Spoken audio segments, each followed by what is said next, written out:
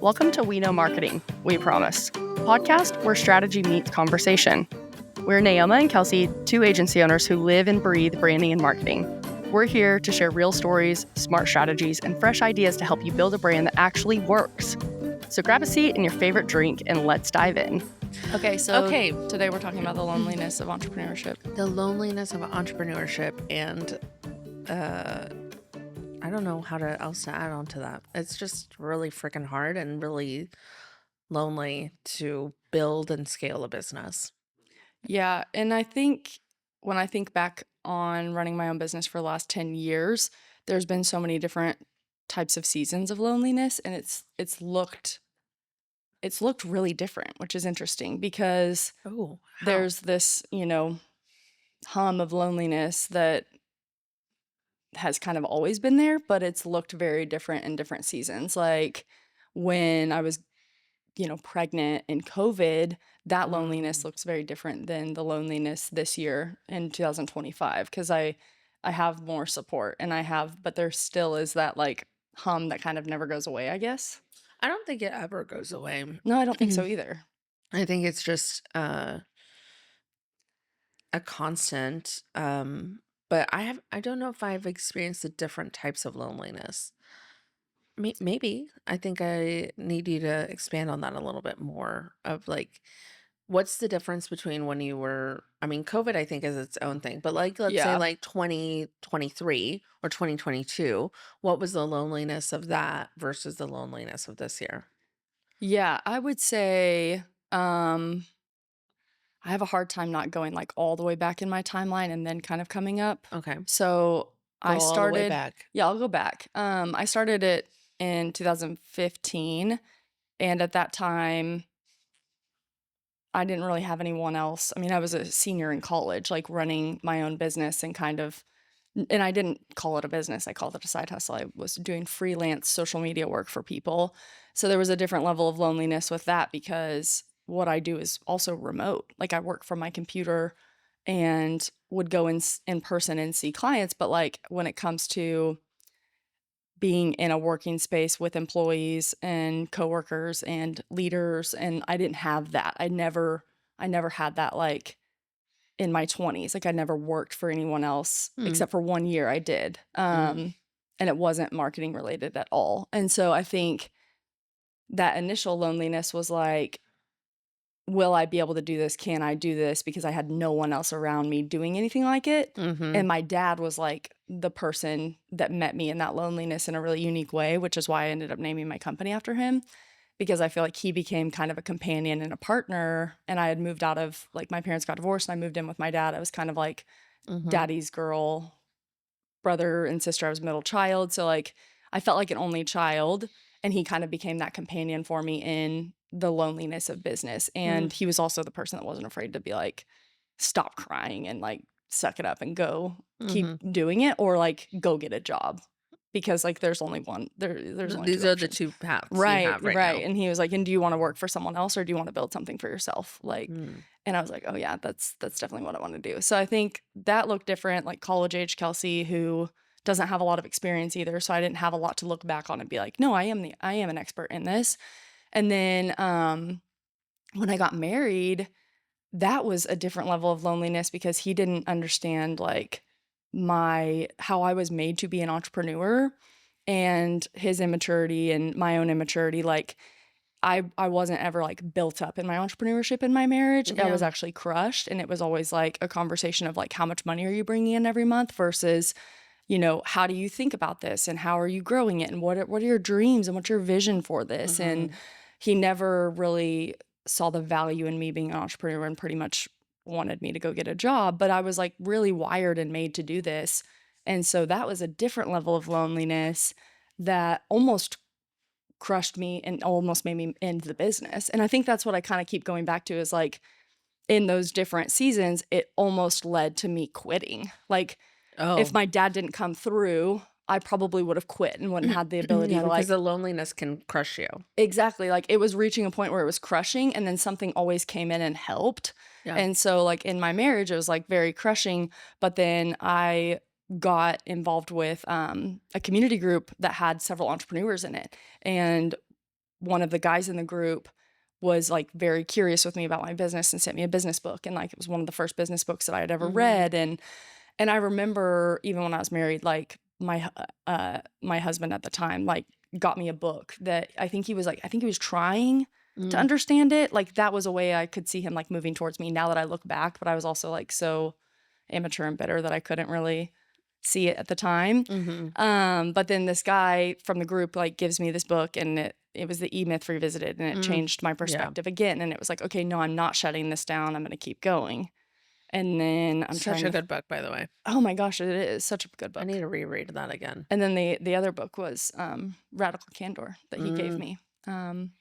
That's a great one, and too. that's a great book. And I didn't read it until like years later because it was like felt rude that he was giving me that book. Yeah, because you don't if you don't know you miss each other, right? Yeah. So I think those are 2 phases, and then being pregnant, going through a divorce, that creates a different type of loneliness. I don't know how I didn't shut my business down. Like I'm looking back on my life and I'm like, I don't know how, because I look at how hard it is today and I don't have any of those contributing factors. I mean, I've got a toddler, but like I love my life. I love my job. And maybe that's the difference, is like I didn't love everything I was doing. You were grinding. I was grinding because I knew it was what I was made to do. Yeah. And I felt called to it. But I also think like the first few years of business are kind of grinding. Yeah. It's You're taking crappy clients, and not crappy, but like more difficult clients, more hand-holding clients. You're also not really sure of yourself, so you undervalue yourself and you undervalue your service, and there's a lot of like muscle that you need to build to run a business that is, I understand who I am. I understand how I help people. I know I can do this. I'm an expert in this. I run a business. Like the first few years, you're kind of like playing business, and it's hard. Yeah. I'm not saying it's not hard, but you're kind of playing business a little bit. And but then I think you have to. You have to build the credibility with yourself. You do. Like you have to build trust with game. yourself. It's a mental game with yourself. And I also think back to, I started freelancing when I was also in college. I was a little older than you, but I was probably the only one freelancing at 27 in my class, and it wasn't as big of a deal then. No, because in design you kind of expect to freelance at some point. But I do remember thinking like, how do I charge? How do I get money? Oh my gosh, I'm getting sued over my birthday. Like all these kinds of things that you're like, well, learn that lesson. Don't do that. Do this. But when you're younger in business, I think it's harder to find that group faster, right? Because there's not a lot of 20 somethings that are running out after their own dreams, which if you're in that position, like, happy to chat, but because it is hard and it's brutal. But you need to find your group of people to commiserate with, or say, hey, this happened. What do I do about this? Or, hey, I'm having this problem. Because a lot of how business works is by knowing people and being around people that also understand your problems or have been in your problems and can help you problem solve it quicker. I think that's the key differentiator. And people who get it. It's not just, oh, they've been through it, I'm going a little tangenty, but I even have friends that are higher up, executives or VPs of companies, and it's still not the same conversation that I have like with you, right? They may be high level, very up in their company, very well respected, but I think the loneliness that comes from entrepreneurship is all of the risks that you're holding and that you have to shield from others, and sometimes even shield from yourself. Yeah, And I think that's the hardest part. Whereas like an exec or a VP, yes, they have risks to hold, but at the end of the day, they're not the end of the line. An entrepreneur is the end of the line. If a client is mad, they'll call your employee, they'll call your whatever. But at the very, very end, you are the last stop. You're the one that has to make it right. or cut the check or do whatever to, and not a lot of people get that. And I think that's why it's lonely. Yeah. Yeah, I agree with that. You made me think of something is a mental game, and I think you either have to you have to be aware and you have to be okay with it being a process, and that you're always going to be in process, and that you're probably always going to have moments where you feel lonely and you feel like no one gets it, because even your other entrepreneurs are probably like entrepreneur friends are probably doing different things. Yep. Like my process looks completely different than yours, Yep. although I've started to really understand your process, and so that helps me be a better friend to you. And same for me, you've really understood my process and my business. But when it comes down to it, like it's all on me. Like when I was even going through when we were in New York last week, like this is all on me. Like these operations, these systems, like it doesn't matter if I'm an operations girl or a systems girl and I enjoy it. Like it's on me and I need to get it done because I have a team of 3 people that are relying on this to be done. And a lot of work is behind because of some mistakes that I made. And now like whose job is it to fix it? Mine. Mhm. And it's like, oh no, like that's a different level of loneliness too, of like, oh yeah, I am the only one that can fix this right now. I am the only one who knows this much about the business to go in and build out our systems the way that they needed to be built out. But I also think that that's the season that you're in, right? You're in the season of scaling and crazy growth, that your business is growing faster than you can keep up with it almost. Yeah. So the things break down so that you have to like remake them to match the scale that you're going at. Yes. So So it's not anything bad or It's right or not. wrong. It's just this is where I'm at. And sometimes it's like, man, I wish someone could just like sit on the couch with me while I'm doing this, because it's hard. And I'm awake at 4 a.m. doing this. And I'm, the amount of nights I've been up until like 3 or 4 a.m. the last 2 weeks is like insane.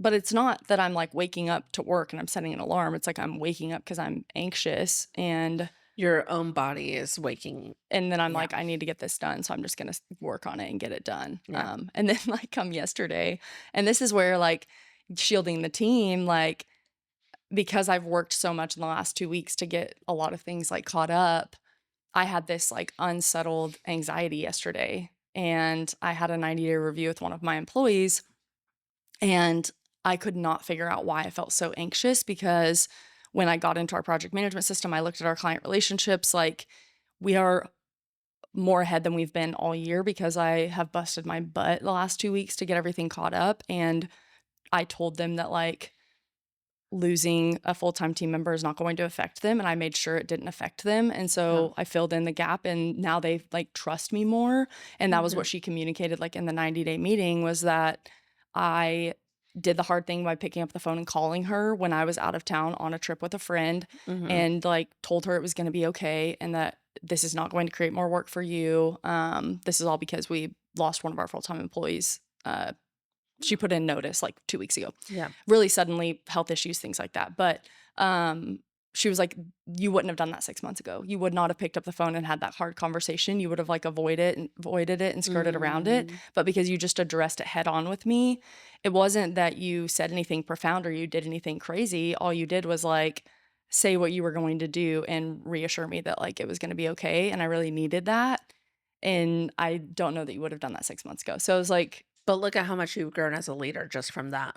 I know, that's huge. And I didn't notice it, but for her to point that out was like such a gift to me. But I also really shielded her from all of the stuff I was doing for the last 2 weeks to get everything caught up. 100%. Because like she doesn't need to know that, and that's not her burden to bear. And so for her to say like she was able to, take off the weekend and not open her computer anxious on Saturday to like make sure everything was okay, like that felt really good for me to hear. Yeah. And creating that environment of safe space where she can actually come and like authentically share is really important too. And I have like, this year for me with team has not been, It's been very hard. It's been a learning curve. It's been a lot of learning. And so to be coming up on the end of the year and have her say that was really, really cool, because what a gift.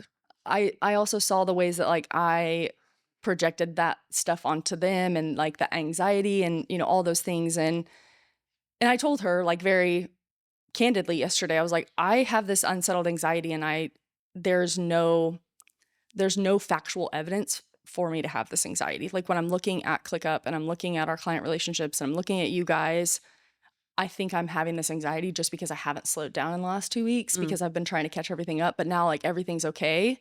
And so if you're feeling my anxiety, it's not because you're doing anything wrong. It's because like I'm trying to settle into like being ahead. Yeah. And even communicating that to her was a gift, because it's like when I'm anxious, like you've been around me at like shoots and stuff, and it's like, what's going on? And like, is she okay? And it's like, I'm not, but it's not because of you. So like, rest easy. It's just me settling into my Craziness. crazy pace. Yeah. Your crazy pace. Yeah, for sure. Well, that's a lovely end of the year gift that you got. So, Yes.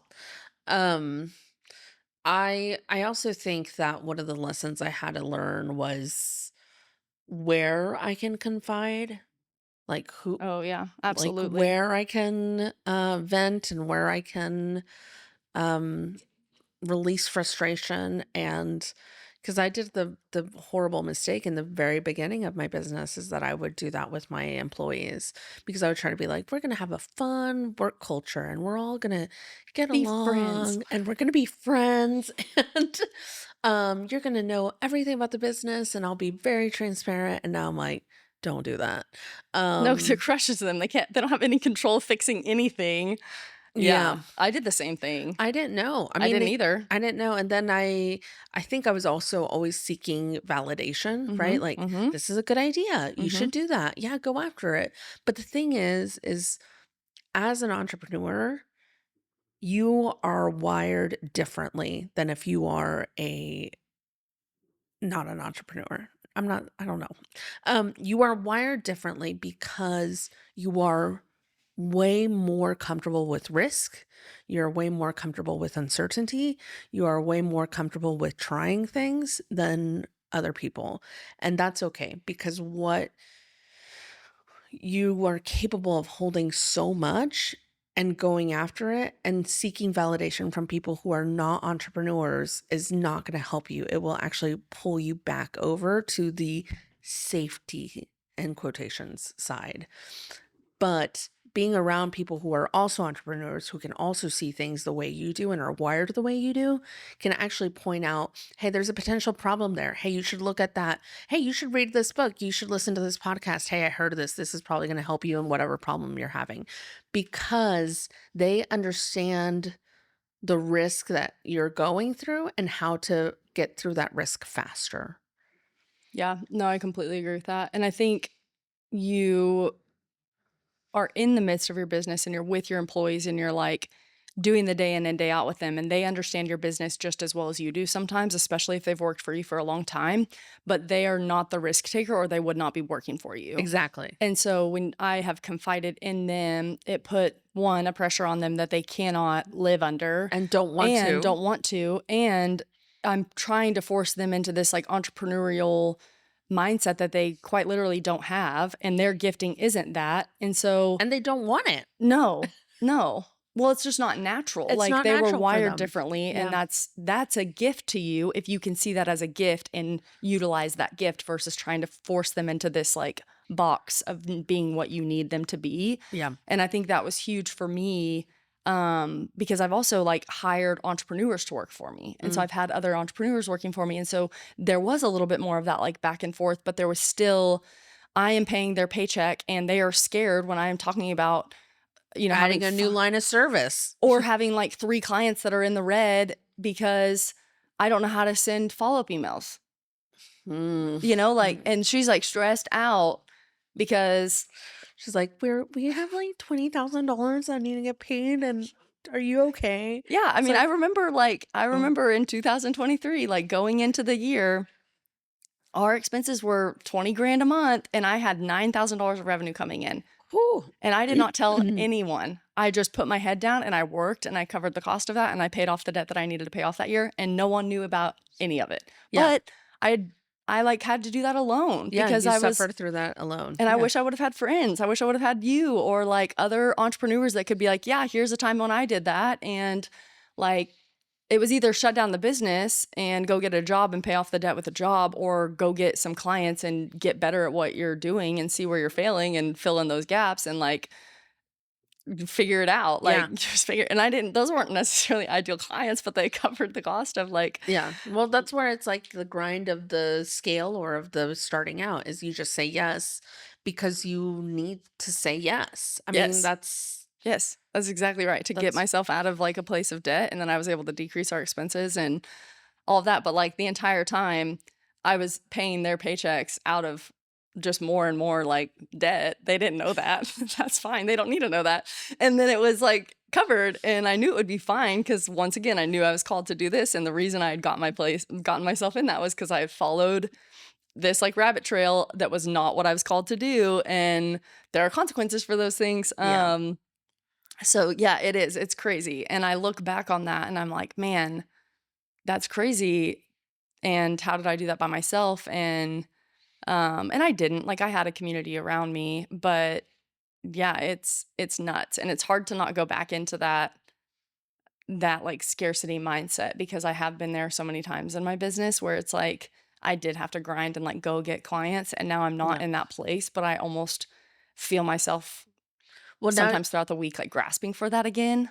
well, yeah, because you're looking for the next problem. You're looking, where's that anxiety? Where's the next problem that is like breathing down my neck? That's what you've been going through these last 10 years of building a business that now you're like, things are functioning a little bit better without me. Things are working. Now you're looking for the next problem, which will come in no time. Don't worry. Yeah, it's already lurking around the corner.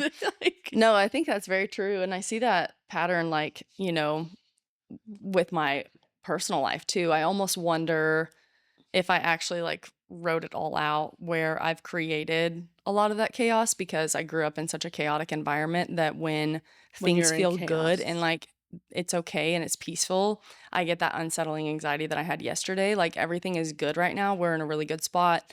We're ahead. Everyone's doing really well. Like there's nothing negative that I could think of yesterday. And that left me with like this anxiety. So then I think sometimes I can create problems. Mm-hmm. And I've seen that in my personal life for sure. And it's like, oh, what would it look like to just sit with the good? Like, Just sit with it for a minute. Yeah. yeah, Enjoy it. yeah, I also need to get better at that. I'm not good at that. I'm like, all working well. Let's start something new. yeah. Where can I stir up some chaos? Yeah, it's I'm in therapy now. We're good. We're getting there. But yeah, that is a real thing. I think the key is knowing where to go vent. Finding entrepreneur friends, like truly that you can text in the middle of the night or say, "Hey, I'm having this problem," and it can be so open and so candid and so vulnerable, which I know takes time. For me, it takes a lot of time to Yeah, get there. yeah, Um because you're showing a lot of your, I don't know, I think your business kind of mimics you as a person too. So like all of your own traumas can be found in the business.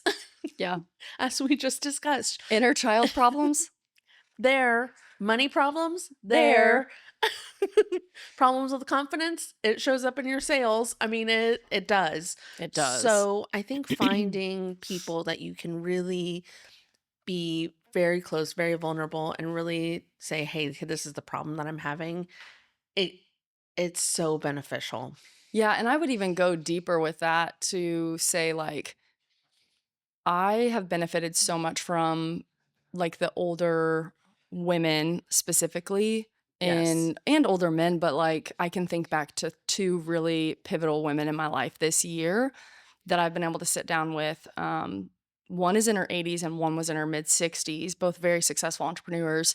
And I got to have an hour and a half long conversation with them and Mm. how they just have so much wisdom. Like they've just lived so many different lives in Mhm. their 84 years. I mean, especially Mhm. Cynthia, who I talked to even last week. And that was such a gift to me because she's been through it all and it doesn't scare her. And I got to see that she's not scared and like Yeah. she's at the end of her life and very proud of the It's life that almost she like lived. And reassuring. yeah, it was like, and then like just to hear all the problems that she like talked about and like customer experience stuff, because we were talking about client Mm. experience and how she went to Disney World to go through their like customer service training. They call it Disney Mm. University, to learn like how to create this insane environment of customer service. Wow.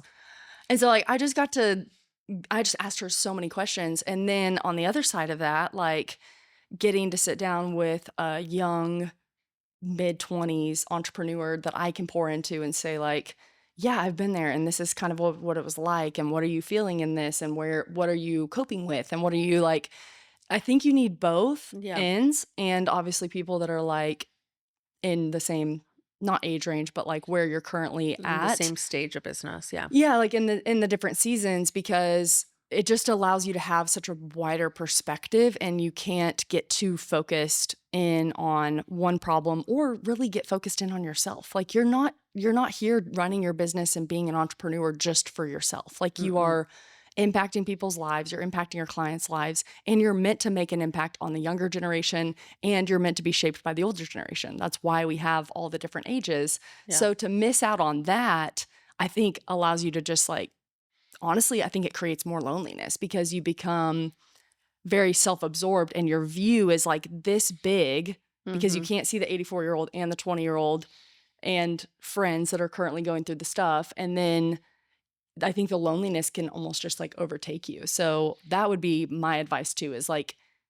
get different age groups and like prioritize those relationships. Get a business coach that's better Yes. at you, better than you, Oh more my has more gosh. expertise than you. Yeah. Like, I Yeah. mean, I benefited so much from that hour-long lunch with your business coach in New York City. Like, Yeah. Steve is awesome. yeah. Uh, I I agree. I also I really liked what you were talking about with the self-absorption, because I see it all over my social media right now. So many business gurus saying, you just got to grind it out, or you got to do this, or you just got to push through, or you have to have these 5 a.m. cold plunges, or whatever they're touting. The thing is like, we're not meant to grow things alone. No. We grow things stronger within community. Yes. And so I think following that path is a little bit more of self-destruction. And why would you try to do something that's so hard and can be so lonely, truly intentionally alone, when there's so much wisdom and people who are rooting for your success? Yeah. No, that's exactly right. And I think it's, I mean, obviously, I think it's a lot of things. I think culture is telling us one thing, social media is influencing us, and like an algorithm is actually what is making up our thoughts and the things that we believe and our identity. Like we're finding so much in social media, but if you are to like challenge yourself to read some books that maybe you wouldn't agree with, watch how you Mhm. grow, and sit at a table with someone that you don't fully align with on views and thoughts and beliefs, and hold space for them. Like Yeah. watch yourself grow in those spaces, and watch yourself become more happy. Like doing it alone, like can you do it? Maybe. I don't think so. I actually don't know if you can, I think because even to a people that say certain they've built it extent. themselves have had a slew of people that they're just too prideful to give credit to, Yeah, or they have honestly. an amazing wife that's doing everything and holding everything together. Yeah, and you would just have this like massive ego. I don't know, but I have noticed entrepreneurship and running my own business has gotten more and more joyful as the years have gone on, and I have gotten more and more immersed in community. Yeah. And and my business has also grown because of that. Yeah. For sure. I think one of my highlights this year has been that I look around at all my clients, and I love every single one of them. I'm like, wow, I all of these people are actually my friends, and I love that. And this is the standard that I have now. Yeah. But it's taken me a long time to get here. It's taken me a long time to say the yes to certain clients so that I could have that set of clients that I have now. Yeah. Yeah. And it takes time, and it takes knowing people and being vulnerable. Yeah, it does. Yeah. Anyway, if you're feeling lonely, reach out to us. It's a hard journey, but we're always happy to help. Yeah. Grab coffee if you're local. If you're not, we'll grab a virtual coffee. Yeah, maybe in January, though. I mean, apparently my life has slowed down, so hit me up. All right. Bye. Okay, bye. And that's a wrap on this episode of We Know Marketing, We Promise. If you found this helpful, hit subscribe, leave a review, and share it with your business bestie. Want more? Follow us for updates, behind the scenes, and plenty of marketing gems.